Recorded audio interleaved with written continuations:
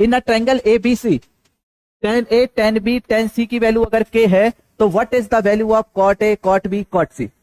आपको इनकी वैल्यू बतानी है। फिर से क्या हुआ, यहां पे A B C क्या होंगे, इस पे कोई कंडीशन नहीं दी है, तो सबसे आसानी के लिए मैं क्या मान लेता हूं कि A की वैल्यू भी 60 है, B की वैल्यू भी 60 है और C की वैल्यू भी 60 है। क्योंकि ट्रायंगल है तो ट्रायंगल में A plus B plus C का सम कितना होना चाहिए, 180। A plus B plus C का सम 180 होना चाहिए था। मैंने 180 को 3 हिस्सों में डिवाइड करा, A की वैल्यू 60, B की वैल्यू 60, C की वैल्यू 60, तो K की वैल्यू निकालते हैं। तो K की वैल्यू हमारी देखिए कितनी आ जाएगी, K की वैल्यू आ जाएगी tan 60। tan 60 की वैल्यू कितनी होती है, √3। tan B फिर से tan 60 √3, फिर से कितना आ जाएगा, √3। तो कितनी हो गई K की वैल्यू, K की वैल्यू हो गई 3√3।